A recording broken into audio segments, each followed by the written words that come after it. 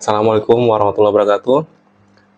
Kali ini saya akan mencoba untuk mempresentasikan hasil dari ujian akhir semester mata kuliah Sistem Digital dengan kelas IF 301 dengan program studi PJJ Informatika. Saya, Vero Wahyu Permana, dengan NIM 23040101008. Dengan dosen pengampu Bapak Amros Magnus Rudolf Mekeng, STMT. Di sini pada ujian akhir ini terdapat 4 soal dan saya akan mencoba untuk mempresentasikannya. Maaf, ada 3 soal. Baik, ini adalah soal pertama, di mana ini adalah sebuah arithmetic logic unik. Pada arithmetic logic unik ini akan mengambil atau memproses data yang berasal dari memori unit, dan data atau instruksi yang berasal dari memori ini akan dikirim ke ALU atau arithmetic logic unit ini, dan kemudian akan diproses pada unit ini, pada unit ALU ini. Yang sebagian akan dikirim ke akumulator dan sebagian lagi akan dikirim ke B register. Kemudian pada akumulator ini merupakan operan atau proses utama dari sebuah pemrosesan. Kemudian pada B register ini adalah proses yang kedua pada sebuah pemrosesan. Di logic circuit ini merupakan sebuah gerbang logika, di mana pada logic circuit ini terdapat logika-logika pemrosesan dan sebuah aritmetika pemrosesan.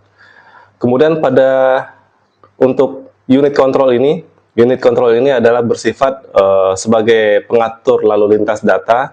Kemudian pada control unit ini terjadi sebuah pemrosesan atau pengaturan lalu lintas data. Pada unit ini juga akan terjadi pengaturan atau pengenalan sinyal mana atau proses apa yang akan dilakukan, seperti mungkin proses logika atau aritmetika atau lain-lainnya.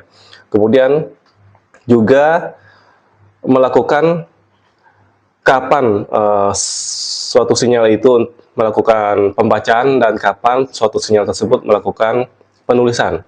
Jadi kontrol ini sebagai pengatur lalu lintas data dan pengatur kapan data tersebut akan dibaca dan kapan data tersebut akan ditulis. Selanjutnya, hasil operasi dari logic circuit ini sebagian akan dikirimkan ke akumulator untuk pemrosesan lebih lanjut, dan kemudian jika diperlukan akan dikirim kembali ke memori untuk proses penyimpanan selanjutnya.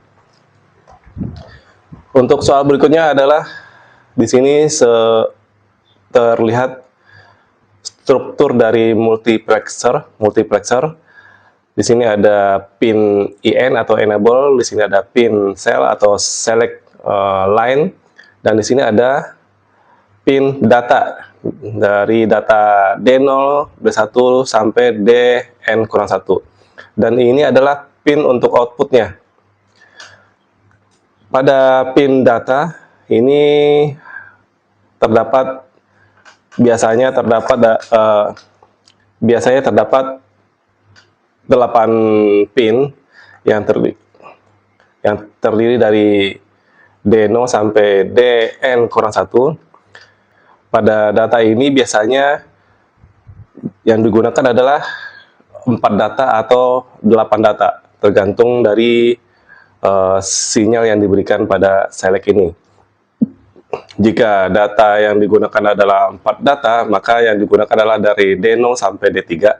Kemudian jika yang digunakan adalah 8 data, maka yang digunakan adalah D0 sampai D7.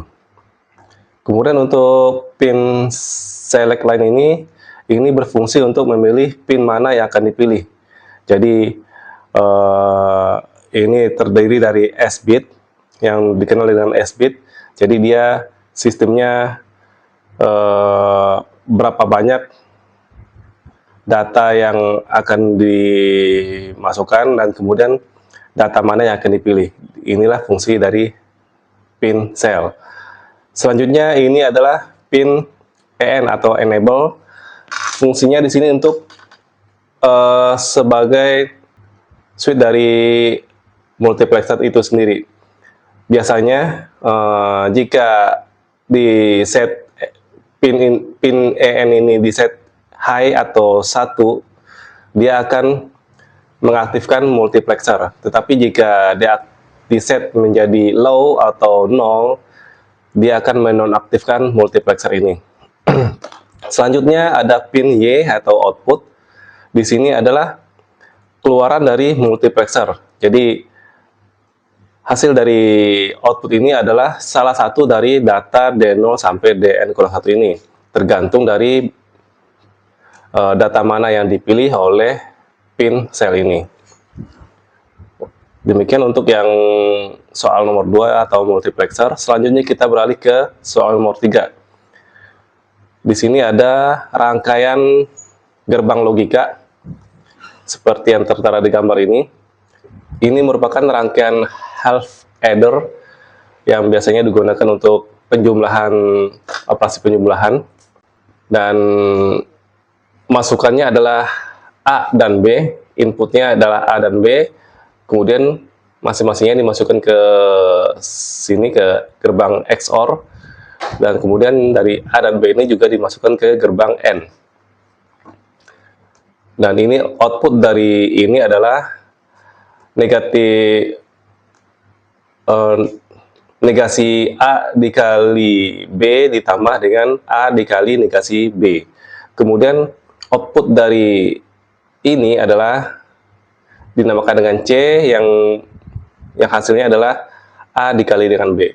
Dan ini adalah gerbang tabel kebenarannya, di mana ini adalah inputannya. Jika inputannya 0011 dan ini inputannya ini, maka untuk negasi A dikali B adalah seperti ini. Jadi dari negasi A berarti negasi A dari sini, ya, jika ini 0 berarti negasi A-nya adalah 1, dan dikalikan dengan 0 berarti hasilnya 0. Negasi A dari di sini 0 berarti negasinya ada 1, dikalikan dengan 1 hasilnya 1. Negasinya berarti 0 dikalikan 0 adalah 0. Negasinya 0 dikali 1 adalah 1. Kemudian untuk A dikali negasi B, kita lihat lagi dari tabel inputannya. A dikalikan dengan negasi B. Jika A-nya 0 dikalikan dengan negasi dari 0 ada 1, 0 kali 1 adalah 0, hasilnya 0. Kemudian 0 dikali negasinya 0, 0 kali 0 adalah 0. 1 dikali negasinya 1 adalah 1 kali 1 adalah hasilnya 1, dan 1 dikali negasi 0 berarti 1 kali 0 adalah hasilnya 0. Kemudian dari ini kita jumlahkan 0 tambah 00, 1 tambah 0, 0 tambah 1, 1, 0 tambah 00. Ini untuk yang keluaran ini, keluaran dari S. Kemudian untuk keluaran dari gerbang N ini, A kali B adalah kita perkalian dari inputan ini. Berarti 0 kali 0 adalah 0, 0 kali 1 adalah 0, 1 kali 0 adalah 0, dan 1 kali 1 adalah 1. Demikian untuk tabel kebenaran dari rangkaian logika half adder ini. Demikian, itulah dari jawaban dari 3 soal dari ujian akhir semester mata kuliah sistem digital.